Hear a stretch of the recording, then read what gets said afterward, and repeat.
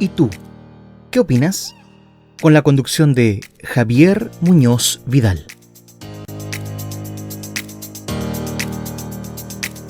Estamos de regreso en este ¿Tú qué opinas? Hoy martes, conversando con Jaime Almonacid, que en el primer bloque hablábamos sobre política cultural, artística, la gestión de diversos espacios, también de la productora Gesto, esta agencia que Jaime lidera. Pero en este segundo bloque queremos hablar también de comunicaciones y periodismo. Actualmente, Jaime, presides el Colegio de Periodistas aquí en Magallanes. Cuéntanos primero sobre ese espacio, porque existen estos colegios profesionales que, según algunos sectores, son muy necesarios, para otros los miran a veces con recelo, porque no vayamos muy lejos lo que pasa a nosotros los profesores, por ejemplo. Pero cuéntanos un poco cómo se genera este espacio del Colegio de Periodistas y especialmente aquí en Magallanes. Ya, es un capítulo nuevo para mí. Asumí hace un mes y medio, nada. Había presidido el colegio hasta hace poco Cristian Morales, colega, que trabaja en TAP, ustedes lo conocen, también ha estado en muchos medios recorriendo, y la verdad es que los periodistas somos bien, yo creo que preocupados del quehacer, de cómo se mueven la sociedad, cómo se va transformando. O sea, somos los mismos tipos que por herencia se tomaban café en el Vega La Fonte hace 30 años atrás, que era como el clásico espacio donde se tiraban como a copuchar la noticia, y yo diría que hoy día esa copucha tiene también un quehacer, pero también de una manera con preocupación, porque esos que estaban en el Vegalafonte eran más hijos del rigor, podría decirse, hijos de la dictadura, que habían conformado un colegio de periodistas que tiene harta tradición. El colegio de periodistas tiene más de 60 años y ha sido presidido casi siempre por hombres. Tuvimos una presidenta, la Paula, le envío saludos a la Paula Viano, y por lo tanto en esta vuelta me toca a mí, pero me entusiasmé por una cuestión bien puntual, Javier, porque sabía que venía un periodo de discusión que no se instala solamente a partir de la cuestión constitucional, donde vamos a debatir cuáles son los derechos y cómo construimos carta fundamental para que tengamos un mejor convivir, sino que a partir de eso yo siento que comienza la discusión de transformar, de refundar Chile.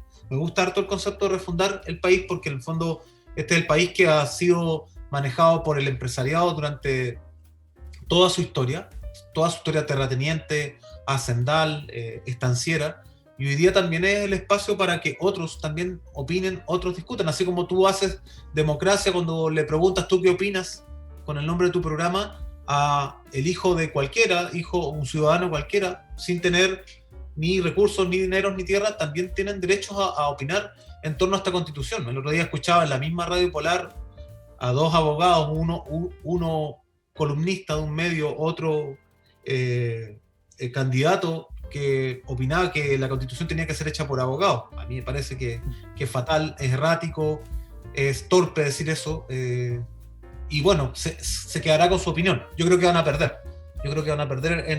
En ese momento. Y lo digo sin ninguna soberbia, sino porque ya se pronunció un 80% de la población, casi 7 millones de votos, dijeron que queremos un cambio constitucional. Y resulta que hoy día muchos que se están presentando de candidatos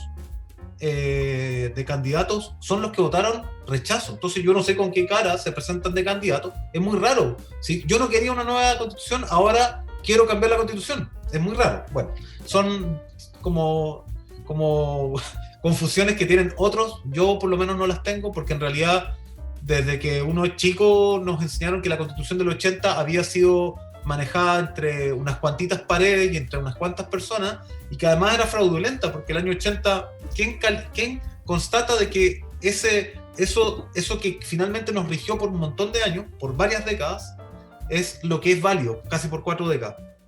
Entonces, por lo tanto, cambiar una constitución y meterse en la discusión a mí me motivó para postularme a la presidencia del colegio, y hoy día conformamos un consejo regional súper rico, diverso, porque estamos acompañados por 2 colegas que son además de la coordinadora feminista, que son Isolina Guayquil y Bárbara Char, y además está Alfredo Vera, que es antiguo hombre de radio, que ha estado por años y décadas en Radio Polar, hoy día en Soberanía, y también Alejandro Avendaño, que está en otro medio más independiente.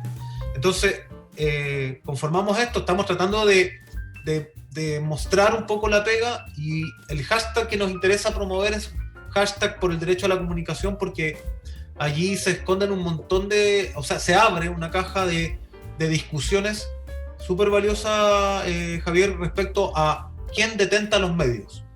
Y es bonito escuchar la frase, los ricos tienen los medios, pero lo que el pueblo tiene en la calle.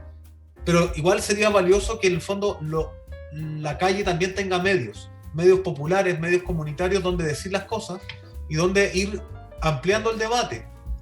Y por lo tanto, uno de los debates en serio para que también cambie la ley de prensa es que el pluralismo de medios no sea solamente el que tiene las lucas, sino que también podamos explorar en que el Estado sea alguien que garantice la pluralidad informativa, porque es importante conocer que no hay 2 puntos de vista o 3 puntos de vista, hay múltiples puntos de vista donde nos podemos poner de acuerdo, y en el debate televisivo, en el debate radial, no tienen que estar siempre los que ponen las lucas, sino que tienen que estar también los que ponen las ideas, y me parece que los que ponen las ideas son gente que es muy valiosa, y que está haciendo transformaciones en el país. O sea, el debate por el agua, Javier, no lo puso el que venía usufructuando el agua por 200 años. Al contrario, lo pusieron comunidades como la de Petorca, como las comunidades del norte, que les falta agua, y gente que les falta agua para beber. A nosotros no nos falta agua. No, a nosotros en Magallanes nos sobra agua, pero en otras comunidades no hay agua. Y por lo tanto, el debate constitucional es súper rico para que lo demos, y los periodistas, yo espero, mis colegas, que todos nos pongamos las pilas, porque, un dato, estamos haciendo un catastro, llevamos 182 periodistas catastrados. Es un buen número, 182 periodistas. Y pensamos que somos más de 200. Y solamente un 25, o sea, un cuarto de todos esos somos colegiados. Entonces, la invitación es a que más colegas se colegien, se acerquen, nos llamen, bienvenidos, nos escriban un correo. Ahí sí, después pasa al GC, colegio de periodistas magallanes@gmail.com, porque nos interesa mucho que nos llamen, que nos ubiquen, porque mientras más puntos de vista hayan, menos posibilidad va a haber que alguien diga, no, estos son puros sujetos de izquierda, o está tomado por el Partido Comunista. Eso es mentira y es falso. En mi colegio de periodistas hay gente de todos los colores, y hay diversidad, y hay gente que tampoco le interesa la política, y eso todo es legítimo. Entonces, la tarea que tenemos es súper grandota, son 2 años, esperamos aguantar, pero sobre todo queremos que la pega la hagamos entre todos, que eso es lo más valioso, que sea de carácter cooperativa, muy colectiva, y que el colegio de periodistas a nivel nacional, que lo preside hoy día Danilo Humada, que es de Valparaíso, que es un signo, porque pocas veces preside un colegio profesional alguien de provincia, y le vayamos cambiando la cara, porque en el fondo yo creo que cuando a mí me dicen cuál es tu organización de base, para que uno tenga cara para poder hablarle a tu igual, bueno, mi organización de base es el colegio de periodistas, y es desde donde yo hablo y desde donde me siento identificado. Entonces siento que el periodismo, porque cuando uno sale de periodista de la universidad, a ti te gradúan de periodista y te licencian de comunicador social, y la comunicación social es la parte importante, porque es de allí donde hacemos transformaciones, cuando comunicamos con verdad y transformamos la sociedad, es lo que en el fondo no hace que esta cuestión radiofónica, la cuestión que mi voz sale en un parlante y hoy día me escuche un vecino, una vecina de Punta Arenas o de la región, hace que mi opinión, si tiene peso o tiene interés, haga transformaciones también. Y si es con interacción, mucho mejor, más rico. No hay que perder la interacción, a veces los medios están muy dirigidos, y por lo tanto hay que abrir micrófono, hay que abrir teléfonos, porque no hay que tenerle miedo al debate y al disenso. Si puede ser que alguien diga, este gallo está hablando puras cabezas de pescado. Bueno, argumentemos y debatamos, que yo creo que es lo importante para una sociedad democrática, que tiene que profundizar en participación, y el periodismo tiene que ser parte de ello. Y dentro de esta discusión, me gustaría que pudiéramos diferenciar estos dos conceptos de información y comunicación, porque los que son dueños de los medios, o los editores de los medios, especialmente los medios escritos, tienen una cierta visión al cómo plasmar un titular, que también en todos los medios de comunicación existe eso, a través del GC, a través de lo que se dice, pero las voces que comunican muchas veces tienen poco espacio para poder decir las cosas, que es lo que tú mencionabas recién. Entonces me gustaría que pudiéramos definir esos dos puntos antes de continuar la conversación, por favor.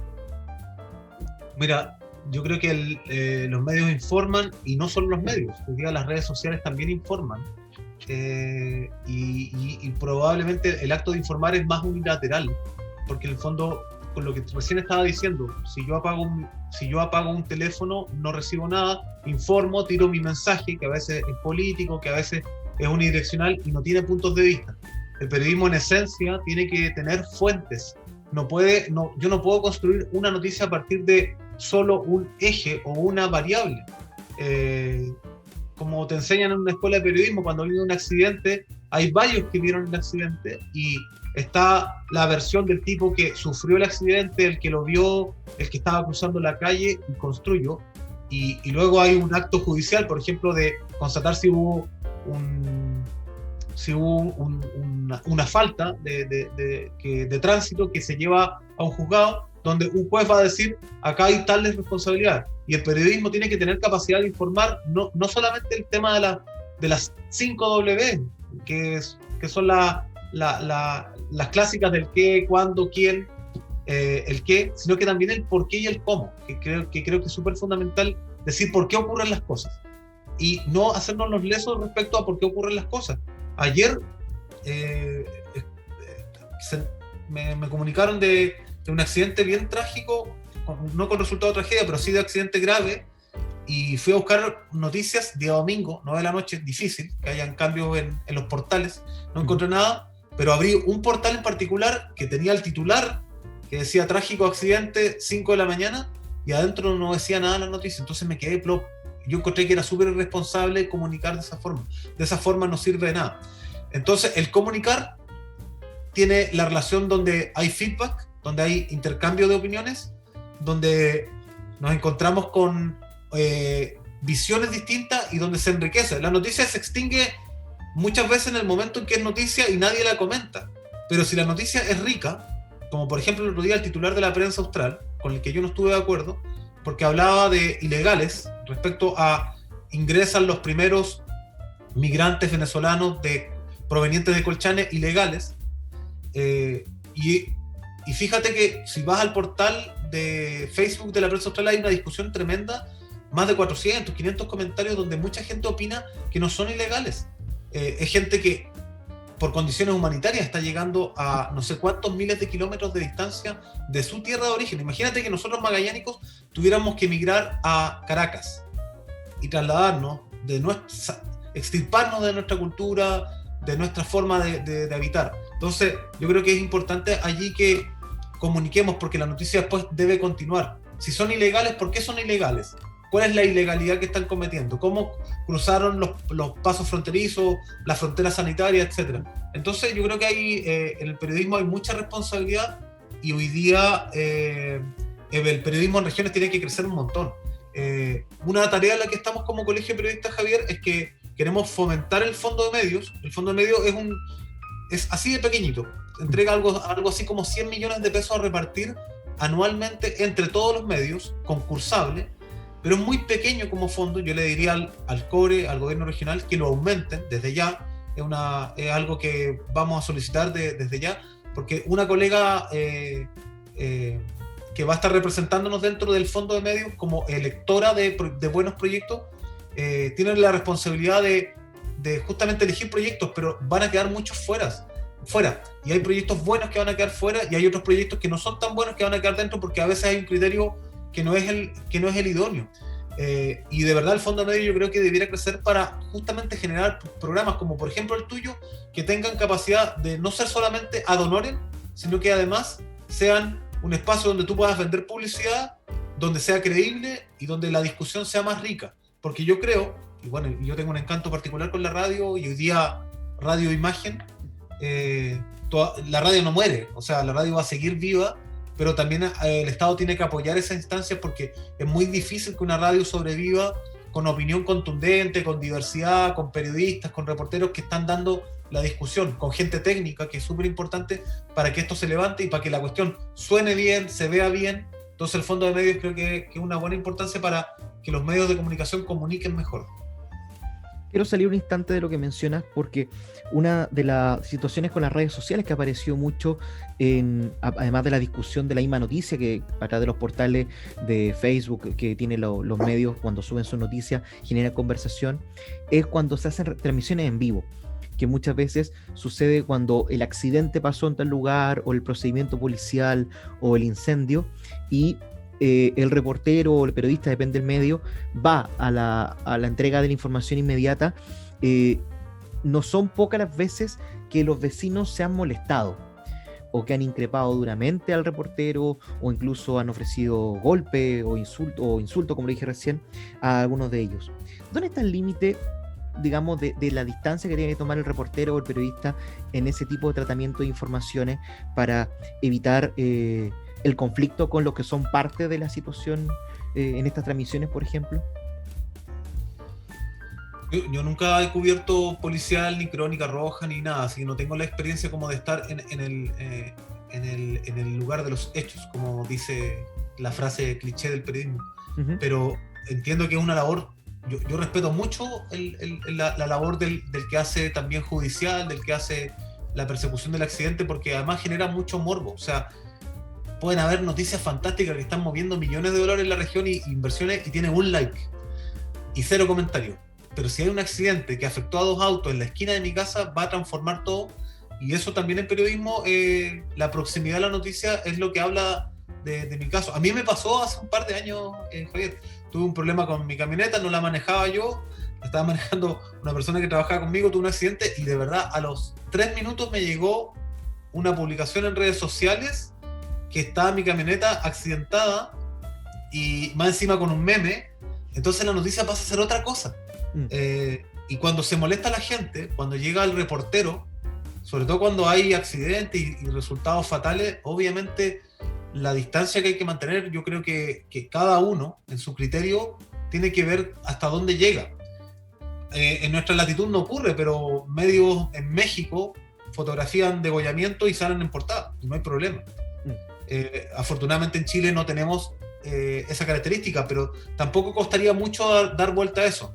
En Chile también la portada tradicional de la chica semidesnuda era tradicional, y hoy día compañeras que adscriben al feminismo han logrado que eso se vaya transformando, compañeras periodistas digo, que en el fondo vaya transformándose el periodismo en otra cosa, que también tenga otras miradas, por ejemplo, no solamente la idea de mirar un cuerpo y llamar la atención y hacer venta con eso.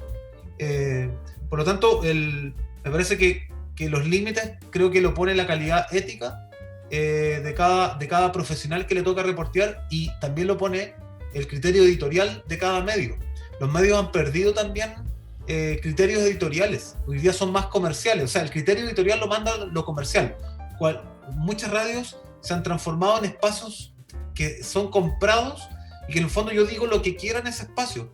Y está bien hasta cierto límite, pero yo creo que una radio tiene que mantener una línea para que se identifique.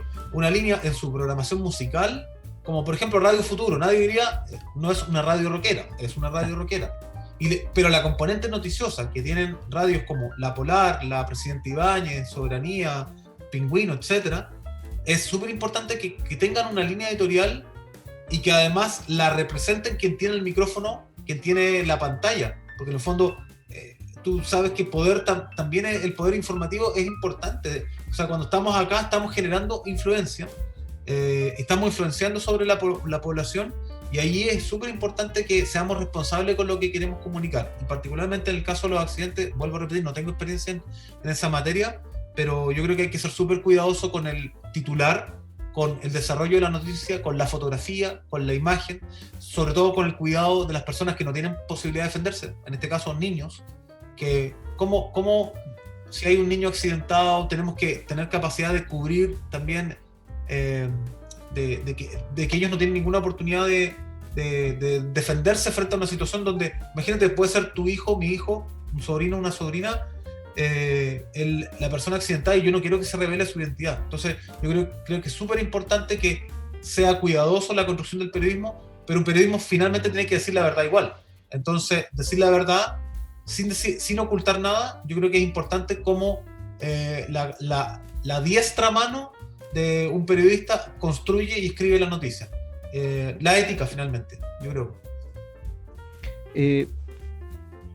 Son varias las cosas que se han señalado y que es importante también que la gente sea parte de esto, porque esta misma discusión, habían espacios que eran más o menos escondidos, privados de las redacciones de los medios de comunicación, pero hay algo que en Chile no estamos habituados, afortunadamente, pero que lo mencionaste recién, así como en México la portada puede ser morbosa o dura, puede ser muy ocupada, también por el otro lado el periodista es una de las labores más peligrosas en muchos países de América Latina y de mucha parte del mundo para ejercer, porque son muchos los periodistas y comunicadores que desaparecen o que simplemente fallecen son asesinados, digámoslo tal y como es, por la labor de informar.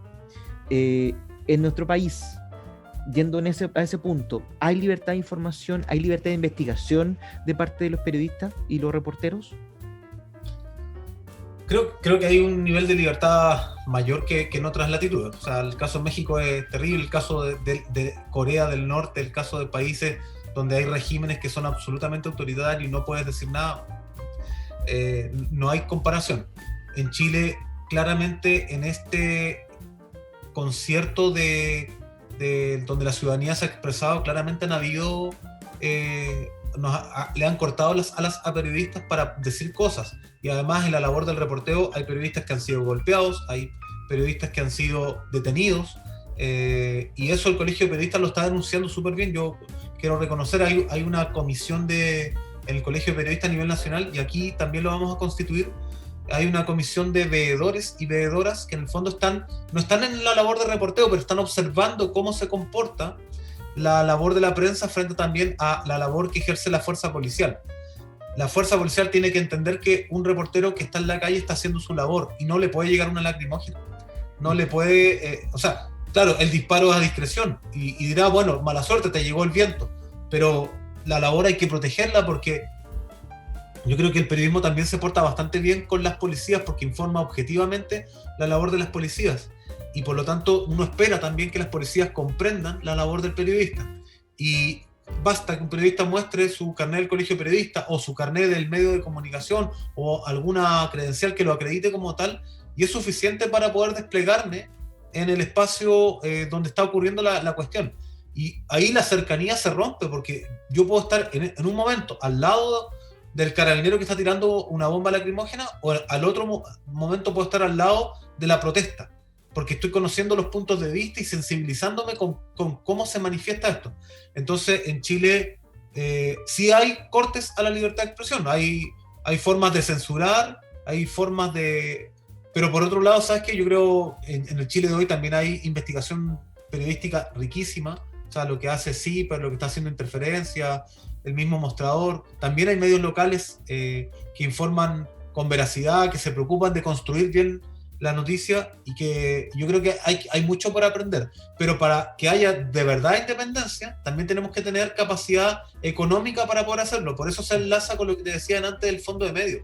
Para poder hacer un mejor de periodismo se necesita una libertad de expresión absoluta, pero también poder contratar en medios de comunicación gente que esté muy bien preparada, muy bien premunida de información valiosa para poder construir noticias, y así toda la población va a prestigiar la profesión del periodista y la va a querer, la va a apreciar, porque en el fondo un periodista y una periodista van a informar correctamente a cómo es la verdad, y van a haber un montón de puntos de vista, por cierto, pero para eso, para que haya una verdadera libertad de expresión, se necesitan medios económicos, medios de comunicación saneados económicamente, que su preocupación no sea cómo voy a pagar la frecuencia del mes siguiente, que no sea esa la preocupación, sino que la preocupación sea cómo capacito a mi personal para que sea mejor, para que informe mejor, para que construya mejores crónicas. Sí, yo creo que ahí hay un montón de historias por contar,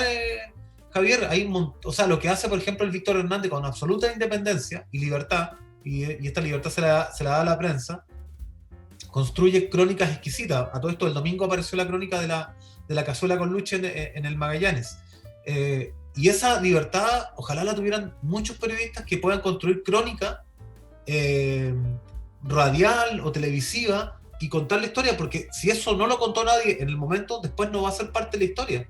Y qué rico que es cuando gente que investiga un momento, por ejemplo, el paro del gas, hayan un montón de visiones, un montón de actores que participaron de esto, que finalmente fue una protesta social donde participó la gran mayoría de los magallánicos, y que es una historia que queda para el siguiente siglo, para estudiarla permanentemente. Entonces, eso yo creo que es labor de periodistas también. Jaime, agradecerte por este día de conversación, por el espacio que has permitido también desde tu hogar de poder conectarnos para este espacio radial, y agradecer a la gente que nos ha seguido a través de la señal de Radio Polar, Polar Comunicaciones, en esta tarde de martes. Jaime, muchas gracias. ¿Puedo dos cositas? Por supuesto. Dos cositas que son libros. De Lawrence Berggren, es un libro menos conocido, una biografía menos conocida, como si lo es la de Stefan Zweig. Léanla, si la pueden ubicar ahí en editorial Ariel, es tremenda. El viaje de Magallanes, detalles de su vida. Por ejemplo, uno de los detalles que yo encontré acá es que, por ejemplo, las 5 embarcaciones en las que partió desde Sevilla, desde Sanlúcar, Magallanes, no eran color café como las imaginamos, eran de color negro. Imagínate 5 embarcaciones surcando el Atlántico, solo 2 de ellas surcan el estrecho de Magallanes, pero no son de color café, sino que más bien son de color negro, porque eran pintadas con brea, con esta grasa, para que se mantuvieran. Entonces hay dato histórico bien cototo. Y este otro libro, que es de un amigo, el Joaquín Vascopé, que en un área de tránsito polar, es una tremenda investigación, cotota se ve ahí, que el Joaquín se ha preocupado de investigar, entre otros, los fenómenos comunicacionales, los fenómenos transpolares, de cómo esta área de tránsito polar también dice relación con lo que somos. Joaquín es un insistente colocador en el mapa, donde Magallanes mira más bien hacia el Atlántico más que al Pacífico, y mira a la Antártica, mira hacia las Islas Georgia y a las Falkland o Malvinas, y mira al territorio patagónico, porque en el fondo Magallanes, por allí entra mucho de lo que es su riqueza. Por ejemplo, su riqueza ganadera viene de las Malvinas, y hoy día tenemos una desconexión tremenda. Entonces, ahí yo recomiendo esos 2 textos, que son de carácter histórico y antropológico, y que en el fondo podamos disfrutarlos, leerlos. Y nada, Javier, agradecerte a ti el momento aquí en Radio Polar. Ojalá que en el futuro sea de manera más personal, pero creo que no es nada impersonal hablar en la virtualidad, cuando en realidad somos capaces de comunicarnos bien. Y en la labor que nos toca a nosotros con el Colegio de Periodistas, en la que me toca a mí en lo particular con la producción de eventos, encantado, porque yo creo que siempre estamos comunicando algo nuevo, y la novedad siempre, bueno, es noticia en sí misma, la novedad es noticia, y ojalá que siempre fueran buenas noticias. Cuando no son buenas, tenemos que ser capaces de contar bien esa noticia, para que sea finalmente la verdad la que estamos construyendo. Jaime, muchas gracias. Y agradecemos también, como decíamos un ratito atrás, a usted, amigo y amiga, que nos está sintonizando, escuchando o viendo a través de Polar Comunicaciones. Si así se nos permite, estaremos nuevamente la próxima semana a eso de las 3 de la tarde para conversar en un nuevo ¿Y tú qué opinas? Soy Javier Muñoz, y que tengan una muy buena tarde.